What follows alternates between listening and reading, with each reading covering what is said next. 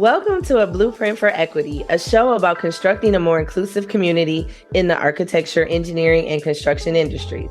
I'm your host, Candice Harrison, Director of Diversity, Equity, and Inclusion at SSOE Group. Each episode will explore the challenges and opportunities facing the AEC industry as we strive to create a more equitable and inclusive environment from job sites to conference rooms. Our guests will share their perspectives on key issues and help us understand how we can advance DEI practices in and around our industry. Hello, everyone. Welcome to our third episode of A Blueprint for Equity.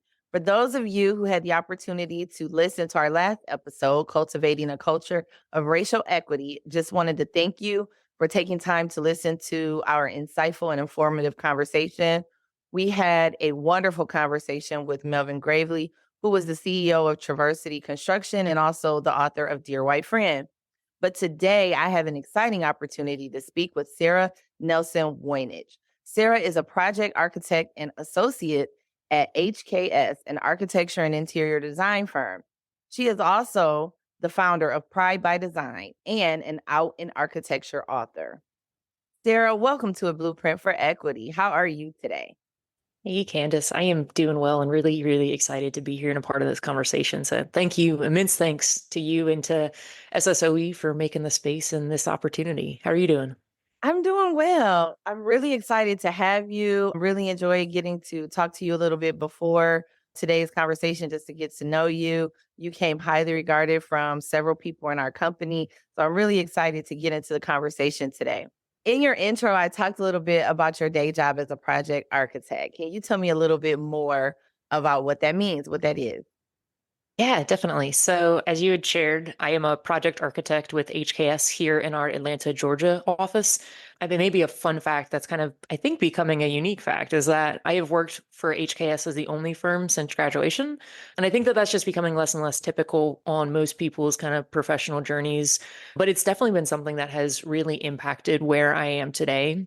And being able to go from a new graduate to a design professional, go through my exams and really see kind of that process and the mentorship that I received from those that I was around to where I am today as a project architect and associate. So most of my day job generally exists in the commercial mixed use realm. I work as an architect on whole buildings, but have done a lot of office buildings, getting into multifamily now, and really just finding the joy in not necessarily the building itself, though that is incredible. And I think it's why I'm an architect largely, but really in the connection and the collaboration with all of the people who make the work that we do as architects and designers and those in the built environment possible. And I think it's from our clients to the communities that we're working with to summer interns who get a glimpse of the profession all the way through that. Really, the people for me are just as important to design and architecture as the buildings themselves. And I think that part will forever be such an integral piece of what gets me excited and looking forward to coming to work every day.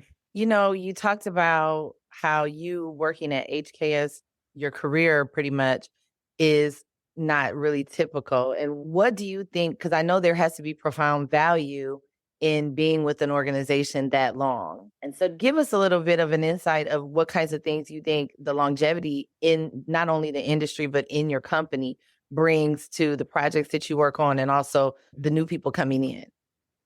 Yeah, definitely. I think it's kind of this interesting interplay between getting to see an organization and the inner workings and sometimes the challenges that come with that, but also really getting to see an organization or a firm grow and change over time and see kind of those best pieces continue to last and continue to have a legacy. I think at the same time, that allows then the translation of that to those who are newer, regardless of where they might be in their career, what role they might have, and simultaneously being able to translate that down as well as take any new insight and knowledge and inspiration that those who are coming in are bringing and really start to see how the two continue to work together and continue to change and morph and transform kind of where a group might continue to grow. So I think it's been really exciting to be a part of that and to know and have a bit more of a legacy and a history in process and in longer term growth, while also seeing how new, innovative, creative, more inclusive people and ideas and thought processes start to come in and really inform that being able to continue.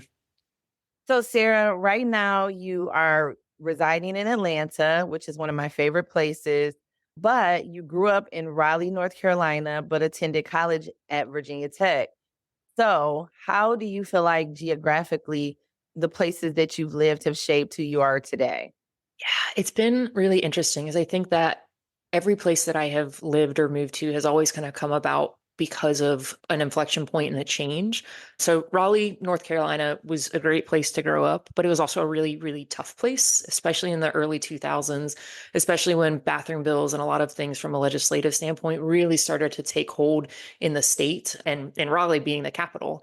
And so I would remember being a teenager in rooms with both friends and classmates as well as adults, and really clearly knowing that I not only didn't belong, but that I was not welcomed as who I truly was. And so I think as I got through my teenage years and realized and saw that, yes, going to college is absolutely an opportunity, for me, it was an opportunity to change and to go somewhere new where people did not know me, which was simultaneously scary and liberating at the same time. It was kind of like jumping off of the deep end into something unknown, and you really don't have your floaties on anymore.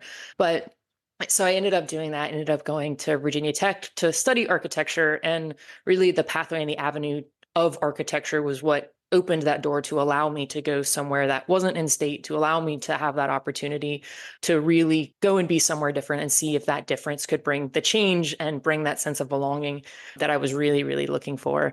And I think flash forward kind of 5 years later and graduating from Virginia Tech and then moving to Atlanta was again that point of change. I had some wonderful internships, wonderful experiences, was really thankful to my parents for every opportunity to be able to go and to find a place that I could thrive. But I knew that staying in kind of the smaller towns or the more rural or suburban areas just wasn't for me, and knew that I really needed to continue to seek these bigger, more urban places and cities to really see where I could continue to find that place to belong. So moving to Atlanta, really finding that bigger urban city that was more connected, that had just a really rich wealth of diversity and history in it, really became that place not only for me to continue to see a change in physical location, but also to see a change in myself and the people that I was meeting, the community that I was becoming a part of, perspectives that I was also learning about and educating myself in, as well as a change in really continuing to find and discover my own sense of belonging. I can totally understand how you feel about the environment in Atlanta. We have a lot of people who I've come in contact with over the years, or just people who are originally from where we are in Toledo, Ohio, who have moved there for that very reason. It's just a wonderful place to be. Yeah, yeah, it was unlike anything that I'd ever grown up in or known, and really, I think, allowed me to see the much bigger world that is around me and learn what I don't know and get to ask more questions to figure that out. While also, I think, again, discovering that sense of self that really knows and wants to see and be connected with the community I'm around.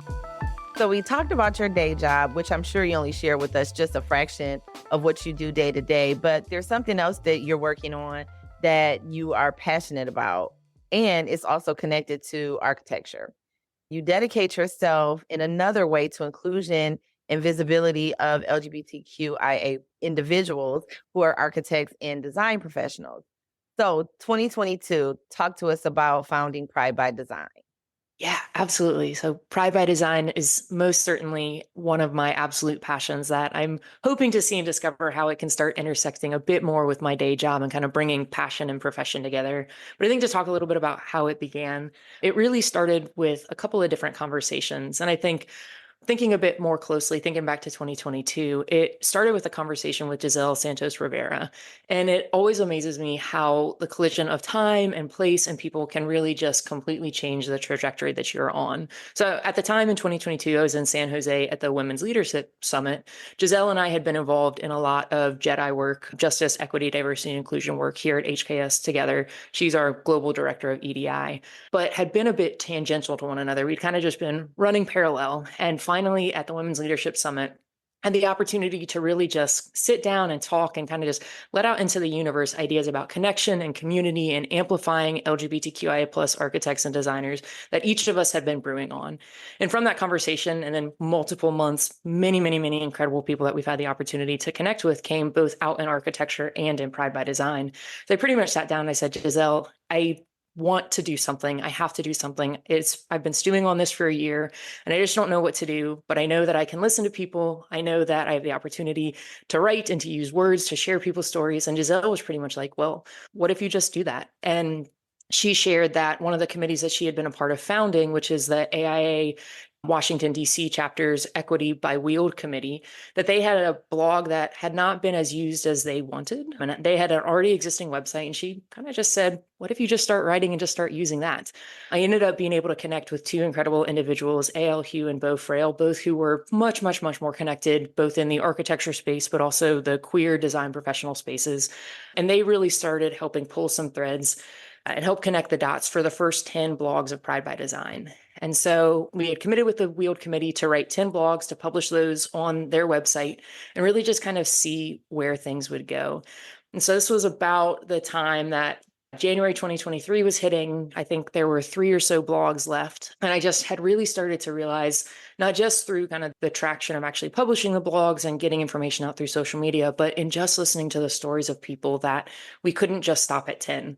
And so I knew, I was like, all right, well, we're going to do 10. And then after 10, I'm going to see about starting a website and seeing about continuing to just reach out and connect with people, or connect with people through other people, to just continue listening and sharing stories and bringing visibility to where architects and designers who are also LGBTQIA sit in the profession. And kind of since then, it's been a whirlwind of now connecting in broader conversations, of really expanding visibility, of being able to all across the country meet and see people in urban cities, in rural settings, of just where they are, the work that they're doing, and really start to actually look up and see one another and really come together. So we have hopefully some big plans in the works for next year. So we've transitioned not only from a blog and a website, but are now an LLC, and hopefully going to continue growing and expanding next year, really with kind of both visibility and storytelling, but also asking that question of how to connect in community and in supporting one another at the center of everything that Pride by Design hopefully continues to do. I love that. And I love that when through your profession, you can also understand and learn your purpose. And I can tell, because you spoke very passionately about it. So I can tell that is definitely, you have landed on your purpose. So the blogs are stories. Did you ever share any of your stories, or is there a story you'd like to share with us today? Definitely. So I have a little bit. I think in the first blog, I kind of shared a little bit about how I got into architecture. And I've also done that throughout in architecture. So maybe I won't share that story, since that one has kind of it's out there in the universe and it's there for people to read. I will say, just in general, that being able to see both my identity as a lesbian and a queer person and the profession able to exist in the same space is the whole reason why I'm here. And I would not be an architect, and I would not be in architecture had I not had that mentor and role model that was visible for me as a young person and as a student trying to navigate and figure out if this is where I want to be. And I wouldn't still be here if I didn't have that space to thrive and that space to be supported in my current day to day. So those two are incredibly important. And I never knew that they could intersect and could be together. And over the last year or two, I've started to find them do so more and more. And it has completely, again, changed my life to be able to see them come together, which maybe is the story that I kind of want to share a little bit of. How can these things come together? And can we actually see design and identity enter not only the profession, but also academic spaces? And so I am going to go back just a couple of weeks to this amazing opportunity that I've been able to have over the course of this semester. So through Pride by Design, but also kind of through personal connections here in Atlanta, I had the opportunity to join a studio at Kennesaw State University in their College of Architecture. I have a good colleague and friend, John Gould, who throughout this whole semester has been teaching a queer and identity focused studio up at KSU. And it has been just absolutely amazing and powerful to see the students grapple with identity, design, research, how to memorialize and save space using the technology that we have, how to communicate their ideas, and how to break through the molds of kind of traditional practice and traditional methods of communication.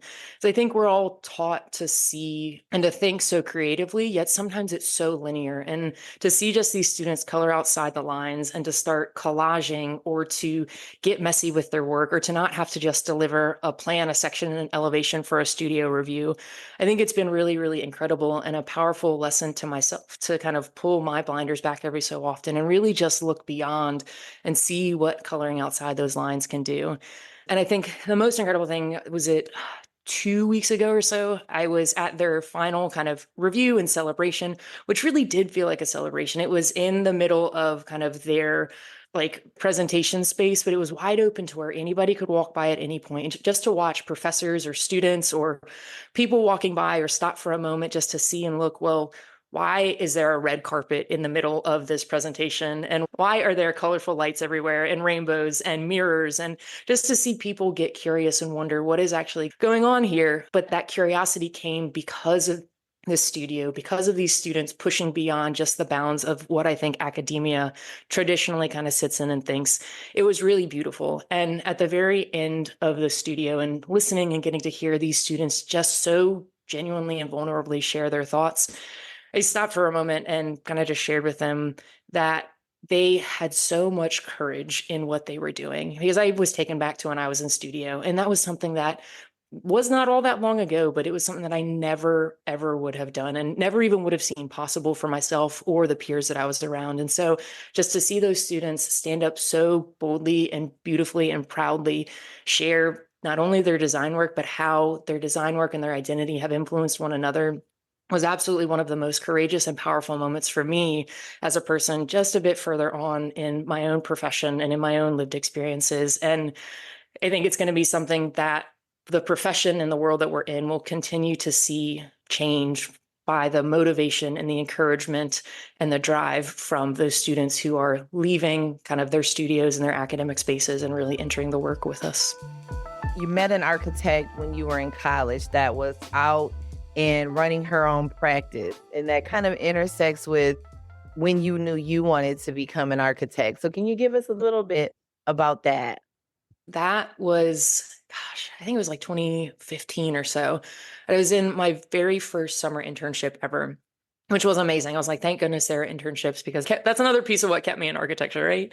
But I was in my very first summer internship with a small design build firm, actually back in Durham, North Carolina, which is directly adjacent to Raleigh.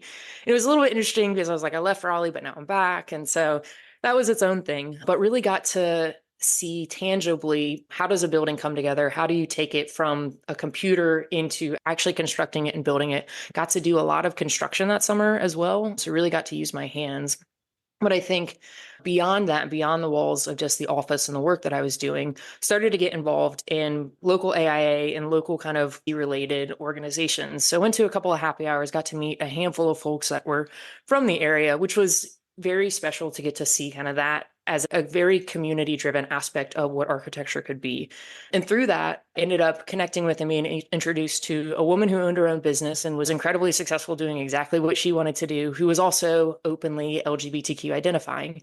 And I think for me, there's like this collision moment where you grow up in a community and in a world where you don't see people who might look like you, who might think like you, who might have a life that is lived like you.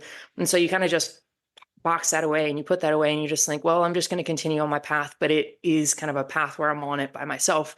And then to see that box kind of busted open and realize that there's someone who is incredibly successful, who's incredibly connected, and who is just thriving and living her own life, I think really in whatever space-time thought collision made me start to think and shift my thinking and realize that maybe I could also thrive and be successful in this industry. And so I think it certainly might be cliche, but it certainly cannot be understated, just the power of visibility for anybody to be able to visibly see a mentor who has walked a path before them. It just completely changed my trajectory and kept me where I was. I love that story. And that definitely one of the things that we talk about when we're talking about working with younger people and trying to inspire them to want to become a part of this industry. It does matter seeing yourself in a particular position for the inspiration, or just even knowing that I have the ability to do this and be successful at it too. The best way to achieve that is just by seeing it. So switching gears a bit, but with the same thought in mind of providing opportunities to create a space for our employees at SSOE. We have employee resource groups within our company, and one of them is called Pride, and it's an acronym that stands for People Respecting Identities, Diversity, and Equality. And recently they held a panel for National Coming Out Day.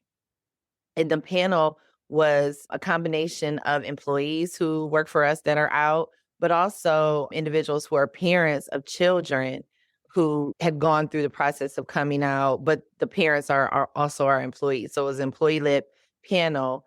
and our LGBTQ plus ERG leader, Deanna, was the moderator. So it was a great discussion, and it was very powerful. I think in the discussion itself was incredibly powerful, but it was even more powerful for how many of our employees listened to it. Some of them listened live, some of them went back, and it really just created this conversation that we really didn't expect.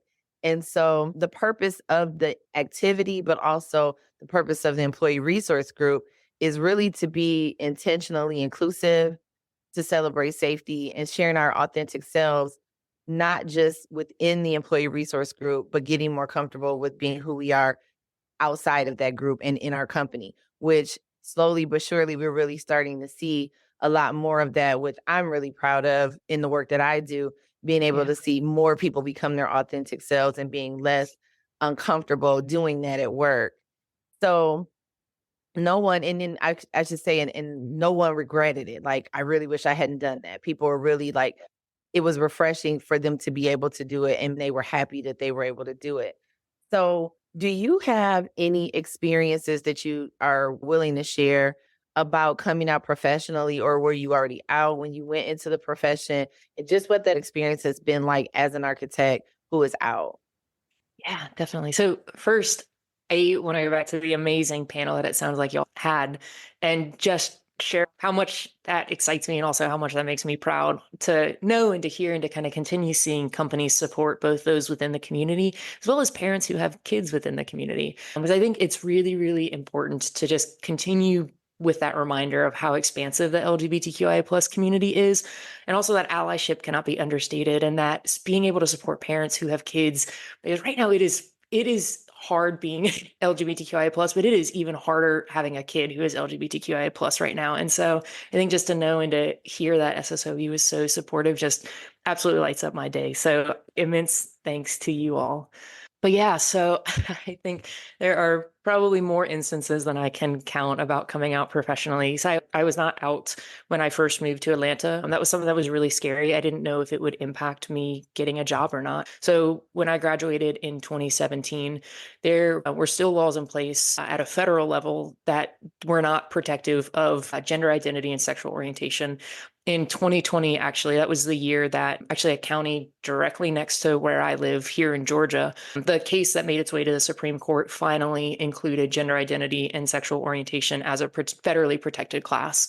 So even though I knew I was moving to Atlanta, even though I was hoping that it was really inclusive, I was very, very candidly scared that it could impact me getting a job or not if I was out. That was not something that I shared. It took a couple of months, honestly, and it was, I think, like a company summer picnic where I finally started to feel comfortable and kind of use that as an avenue to share and to come out professionally.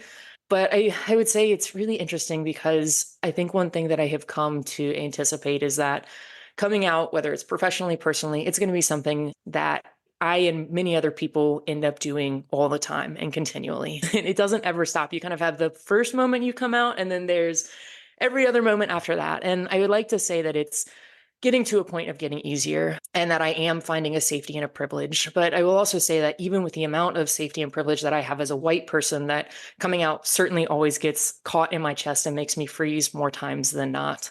I think, I guess maybe one story that I can share more recently, I was at an AIA meeting with a large firm roundtable. So I serve on the Young Architects Forum Advisory Committee.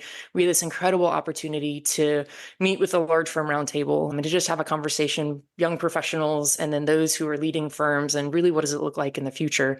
And this meeting also coincided with NOMA conference in Portland, Oregon this past October, as well as the launching of Out in Architecture. And I'm so eternally thankful for a lot of colleagues and friends that I have through the Young Architects Forum because they shared, hey, AIA Large Firm Roundtable, Sarah's actually a part of publishing a book that was published today.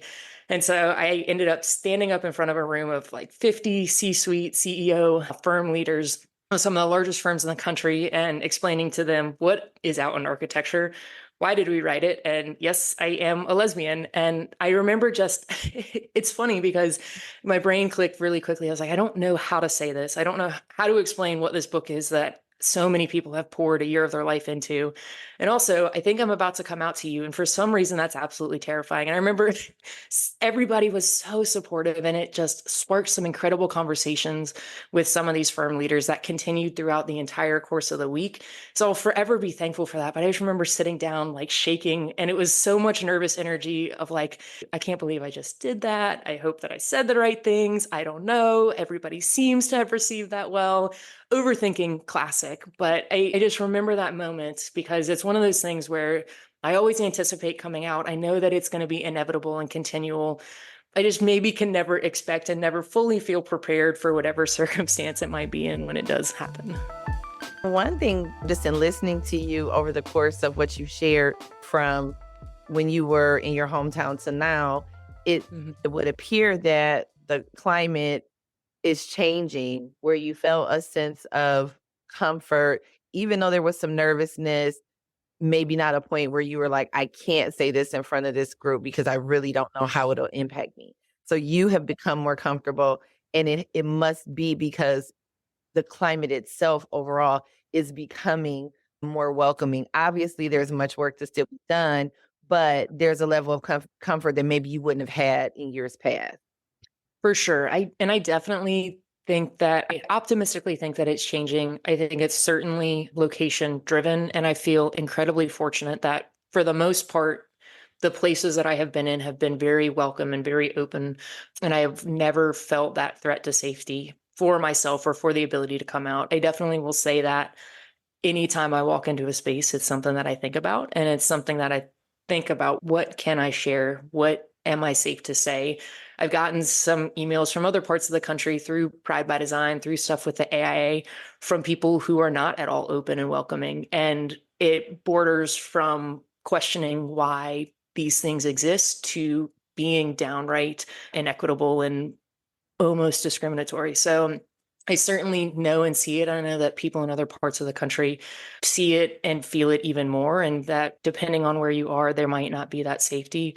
I certainly have started, though, to hopefully optimistically see it change and hope that we can continue to move forward and not take steps backwards that our legislation and political climate seems to suggest might be coming.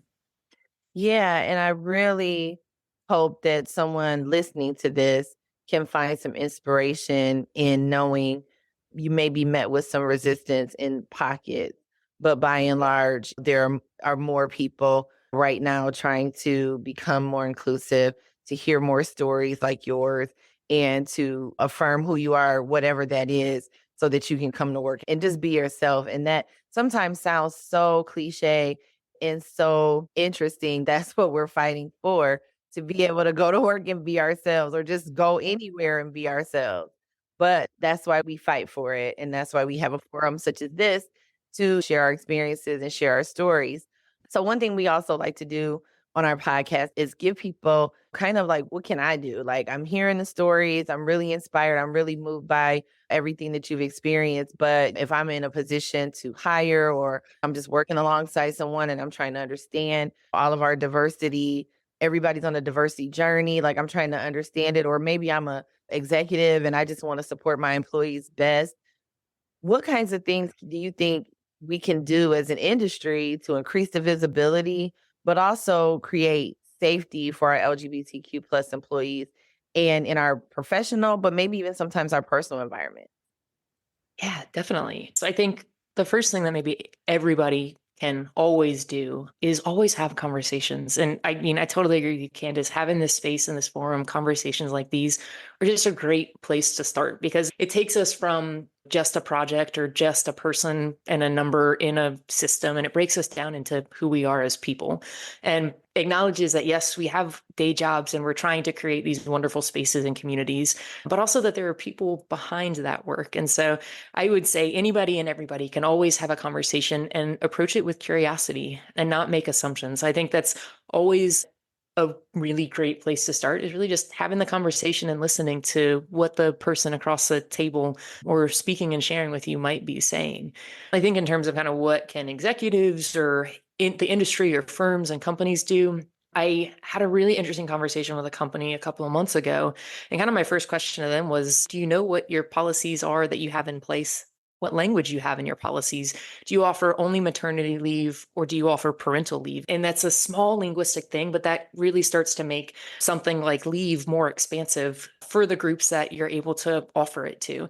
Another example for your health benefits, are they extending to domestic partners in addition to spouses? Do you have gender affirming policy and language? Do you offer the option to opt in or opt out of including something like your pronouns in an email signature? Do you have single user restrooms or spaces that could be affirming and non-gendered for your employees or for those in your office or for the buildings and the work that you're designing?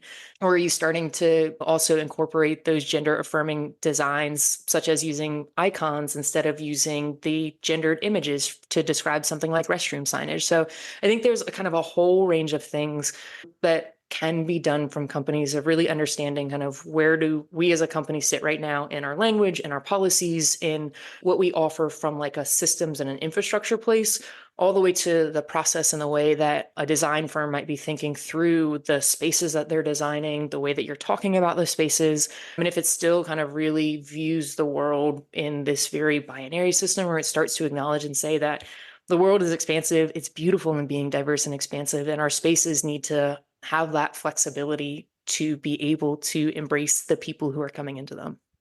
In thinking about affirming environments, and I do love that you talked about including that in your designs, because we talk about how to make the workplace more inclusive, but also the work, that you are creating should also be more inclusive in how we think about it. What is a safe space for you, like a safe place to go and work? What kinds of things can an employer or a company do internally outside of policies, maybe just to create a safe environment, or when I say safe, where people feel safe to be who they are at work? What kinds of things can they do? Yeah, that's interesting. As I, this is a bit of tension that I found and I'm discovering this year, is how to bring these two together, right? How to bring a lot of the passion and the profession into one another.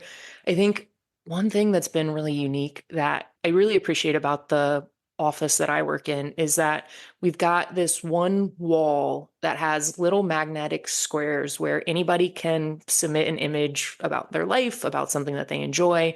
It'll get printed onto the magnetic square, and then the magnetic squares just get swapped out.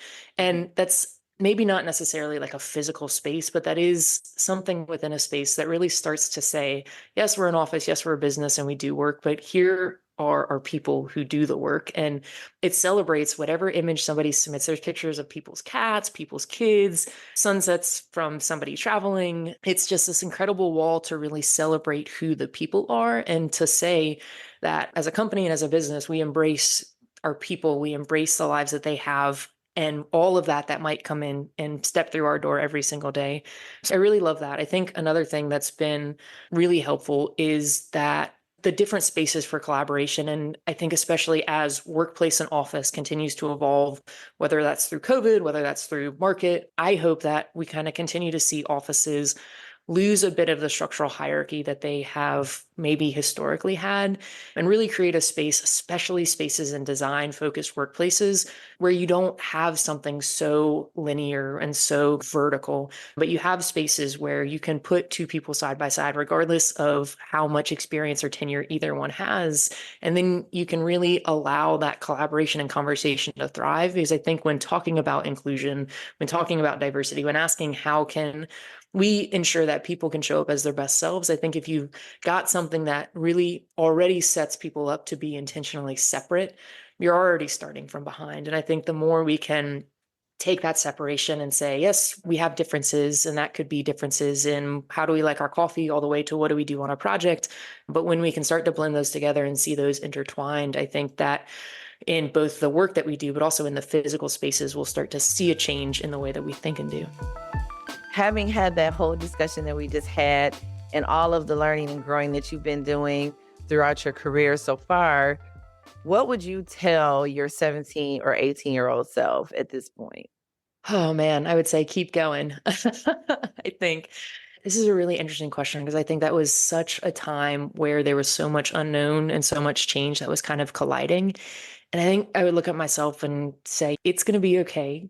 You will be uncomfortable, You may continue to see and feel things that are not great, but it will get better and you'll find the place that you're supposed to be in some of the least expected places. And keep going, keep pushing, keep connecting and finding those people because they are out there and they will support you and they'll be there for you. You'll make it through feeling uncomfortable and you'll get more comfortable with that as you continue to figure out who you are and where you're supposed to be.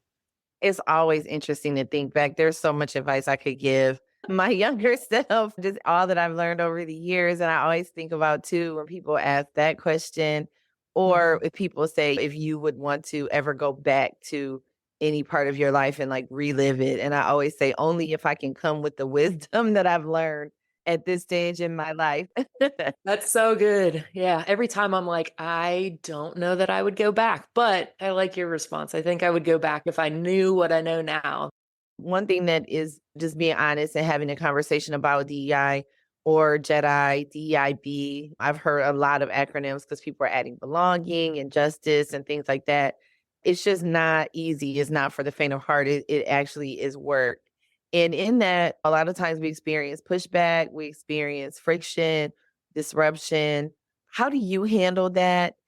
How do you handle those types of challenges? And what kinds of things could you encourage others who may experience that in their work environments? How would you explain to them how to handle or approach those? So this is certainly an up close and personal question for me because I feel like this has been one of the most challenging and simultaneously most fulfilling years of my career that I've had, but it has certainly had its tension all throughout it. And I think at first that was really, really tough for me to see and to really know. It's kind of like, all right, I've seen it and now I really cannot unsee it. But I think that in the year really starting kind of from a place of tension and a place of joy, I think it's been a bit easier because I kind of have started to come to anticipate that and know it a lot more.